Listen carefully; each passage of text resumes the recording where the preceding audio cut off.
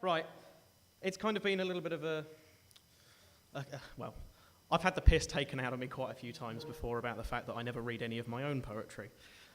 Basically, it stems from the fact that I started writing poetry when I was a teenager, and I just, hated the world, and everything was shit and horrible. It was a really nice vent.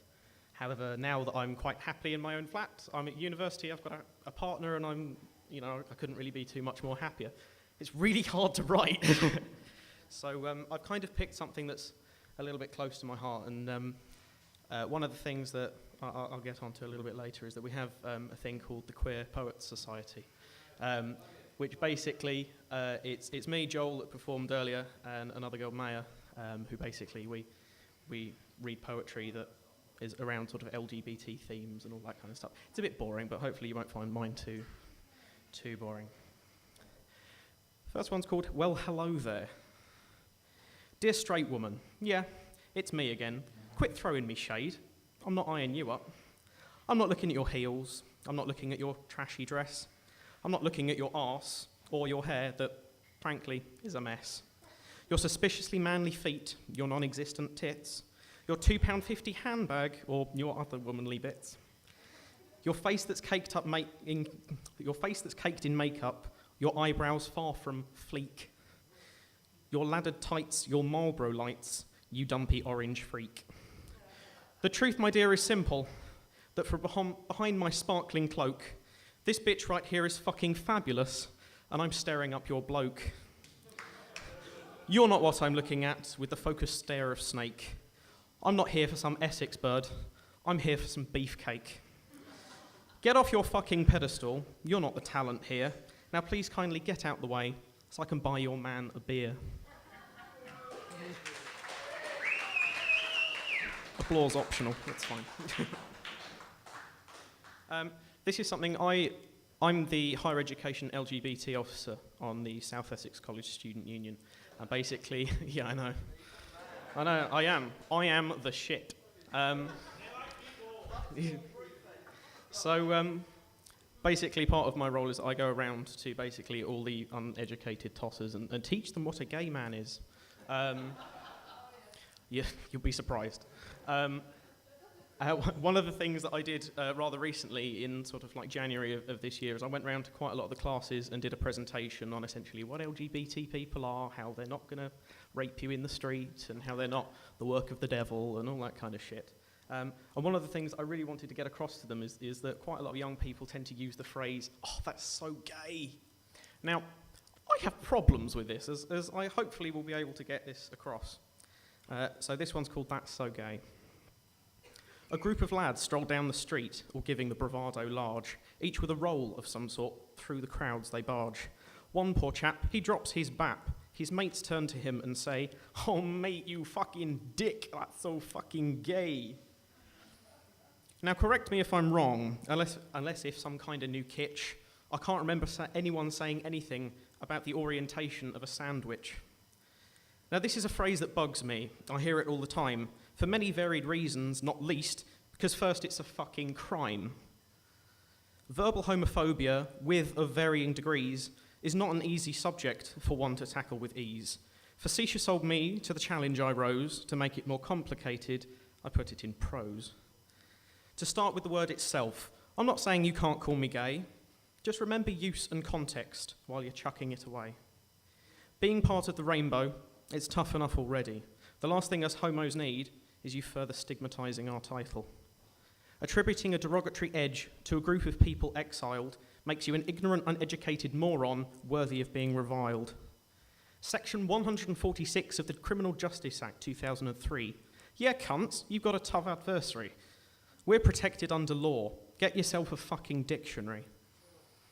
There's no excuse for ignorance, malice intended or not. Consider yourself schooled, my friends, or in a prison you'll rot.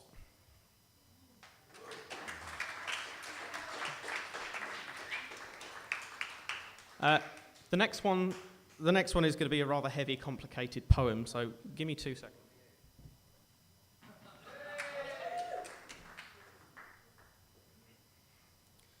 This should keep your attention, and it, should make some good photos at least. This is a poem about gender identity and stereotypes. It's a really shit poem, I apologise.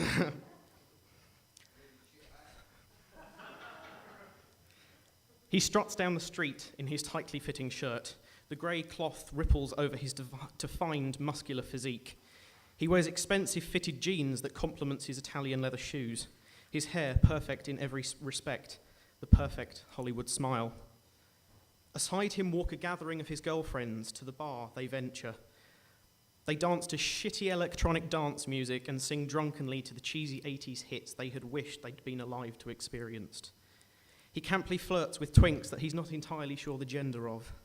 He tells them of how he's a designer cutter of hair in Lee. He finishes every sentence with babes.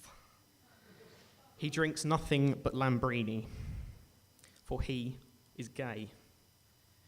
In walks a large, middle-aged, hairy-chested man covered in black leather and PVC. He looks like a Tom of Finland cartoon, like a squeaky homoerotic Marlboro man.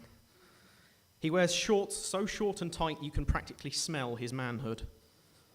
He is old enough to remember the cheesy 80s hits that he starts dancing to. He grabs and gropes the barely legal male offerings within the bar. He has touching rights. His disarming smile and gentle persona clash with the biker exterior. He drinks neat whiskey, for he also is gay. From the shadows emerge a long, thin figure in a flowing burgundy dress. Long locks of Marilyn blonde curls ripple from her head.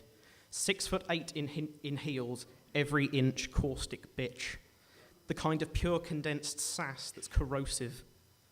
The most perfect makeup that any lesser woman would die for.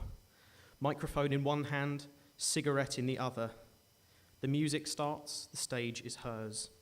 She drinks cocktails you've never heard the name of, for she, for this evening, is a sophisticated woman. Across the bar sits a man in his late 30s. He wears an old Led Zeppelin t-shirt he got from Primark for £3 that just covers his developing beer belly that he describes as a dad bod. He wears his Converse shoes that he thinks makes him look like a cool 20-year-old. He sits in the bar in silence with a group of similar men watching the people dance floor intently. He drinks pints of Carlsberg. He also is gay. Nervously waiting outside is a 17-year-old plucking up the courage to use his first fake ID. He isn't as perfectly coiffed and styled as the other boys. He's wearing his prom shoes. He has acne. If his friends knew he was waiting in the line for this bar, he'd never be spoken to again. If his family knew he was waiting in the line for this bar, he'd never be spoken to in the same way again. He keeps his head down and voice quiet for fear of someone recognizing him. He enters the club, finds a chair in the unlit corner, and watches. He drinks a half pint of Coke, for he also is gay. Within the LGBT family lies division. Those who conform to stereotypes perpetuated by the media are exiled from society as fucking weirdos, nothing more than the clown in this tragedy. Those who rebel against those stereotypes vilify those who do fit in and thus are also further segregated. When's the last time you saw a lesbian character on TV that wasn't white, butch, or over-sexualized?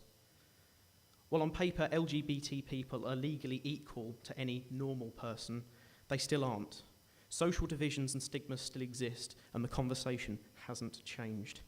Out of 196 countries, LGBT people are equal in only 16 of them. Homosexuality is still illegal in 76 of them. Of those, 8 countries, being LGBT is punishable by death. Being gay, lesbian, or transgender, or bisexual, or non-binary, or asexual is not something that people can control. Being LGBT is no more a choice than being born in the first place. We live in a society more preoccupied with Kim Kardashian's arse than gay men as young as 13 years old being thrown off buildings, not only in Syria, but in India and Thailand and Russia. The biblical saying of Matthew 7:1 is, "Judge not, lest ye be judged." I am aware of the elephantine irony there.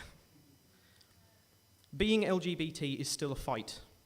It is not a fight I intend on giving up just because I can legally get married now. And do you know what's the best way of fighting it? It's going out in those heels on Friday. It's wearing those short shorts that even Germans would cringe at.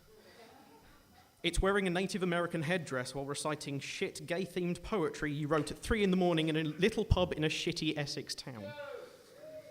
I'm sorry if my gay ways offend you. I'm sorry if you feel like I'm pushing my gay agenda on you. But you know what? You can get fucked. I have as much right to be here and to do as much as I want, you self-entitled fucktards. Good night.